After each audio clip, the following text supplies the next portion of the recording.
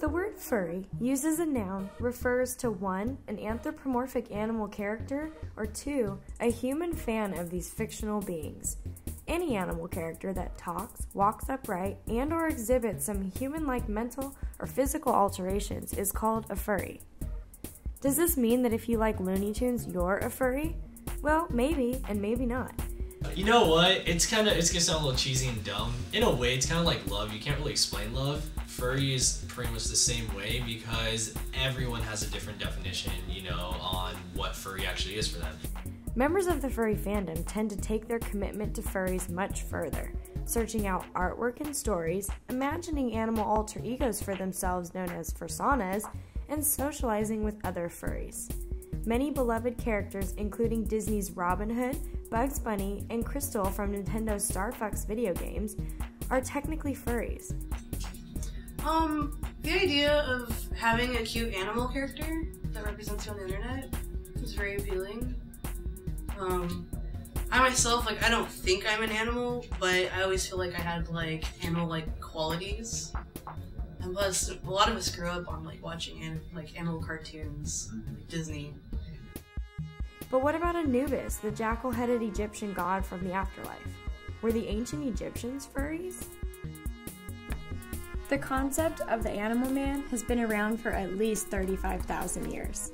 Many Egyptian gods were often depicted as humans with animal heads. Other ancient deities, such as Kronos and Zeus, were known for taking animal form in some mythology.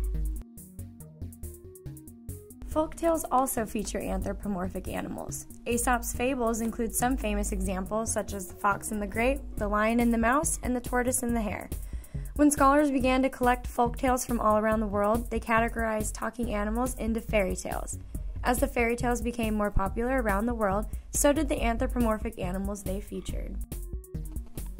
In the 19th century, literary classics such as Lewis Carroll's Alice's Adventures in Wonderland were published, along with the famous story of Beatrix Potter's Tale of Peter Rabbit. Palmer Cox introduced the term funny animals in 1890 to describe these novels' animal heroes. In the 1960s and 70s, talking animals caught the attention of a much broader audience. Kimba the White Lion, Planet of the Apes, and the very risque Omaha the Cat Dancer were embraced by many.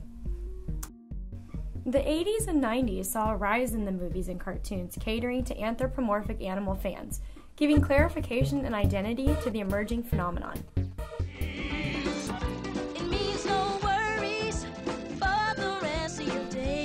Disney especially caught the attention of a large fan base, and eventually the funny animal fans gradually became furries, a unique subculture all of their own. The first furry social group, called the Cartoon Fantasy Organization, was formed in 1977. Also known as CFO, the organization held the first ever furry convention, known as Conference Zero, in 1989. As they grew in popularity, many conventions became notorious for sexual incidents and poor public behavior. Complaints from outsiders were often ignored, resulting in the offended parties starting up hate forums to share their grievances.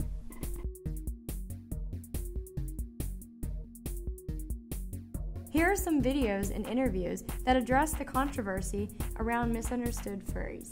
I think the big thing about furry haters is that they really poke fun at a lot of furries because they think that a lot of them are just nerdy kind of people, non-social, and all sorts of this and this. So I think when they poke fun at them, they're expecting them to get all mad and butthurt. And for me, when I actually came across one, recently on my YouTube channel, I had this furry hater who just started saying FurFAQ, I hope you burn in hell, yada yada yada.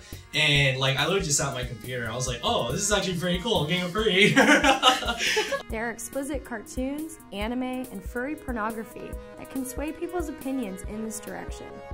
Many outsiders immediately associate the idea of furries with bestiality and other fetishes that seem sexually concentrated.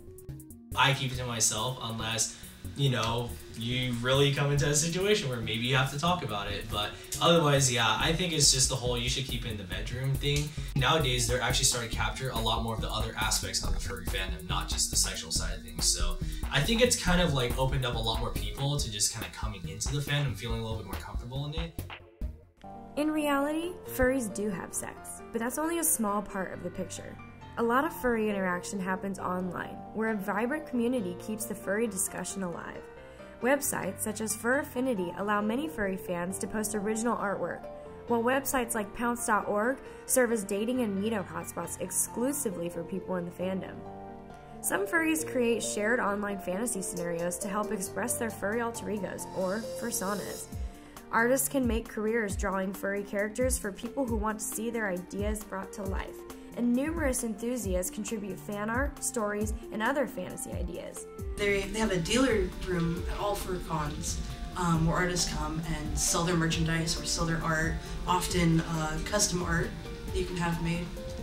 Online interaction also makes it easy for furry fans to organize conventions and attract attendees. Conventions, which have become a large part of the furry public image, bring furry artists and media makers together with fans, and fans together with each other.